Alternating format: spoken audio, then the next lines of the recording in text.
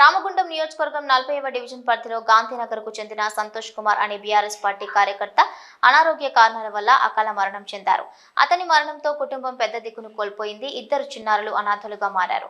BRS పార్టీలో చురుకుగా ఉండే సంతోష్ కుటుంబ పరిస్థితిని తెలుసుకుని స్పందించిన సంతోష్ రెడ్డి, సంతోష్ మరణం ఆ కుటుంబానికి తీరని లోటని, ఇలాంటి ఇబ్బందికర పరిస్థితుల్లో వారి కుటుంబ సభ్యులకు ఏదో రకంగా సహాయాన్ని అందించాలన్న ఉద్దేశంతో ఎన్ఆర్ఐ విహెచ్ఆర్ ఫౌండేషన్ వ్యవస్థాపక అధ్యక్షులు వ్యాళ్ల హరీష్ రెడ్డి తండ్రి లేని చిన్నారులకు భవిష్యత్తులో వారి విద్యకు ఖర్చయ్యే మొత్తంలో సంవత్సరానికి 50,000 రూపాయలు విహెచ్ఆర్ ఫౌండేషన్ ద్వారా అందిస్తామని హామీ ఇచ్చినట్లు విహెచ్ఆర్ సభ్యులు తెలిపారు. అంతేకాకుండా భవిష్యత్తులో ఆ చిన్నారులకు విహెచ్ఆర్ ఫౌండేషన్ భరోసాగా ఉంటుందని హరీష్ రెడ్డి తెలిపినట్లుగా విహెచ్ఆర్ ఫౌండేషన్ సభ్యులు తెలిపారు.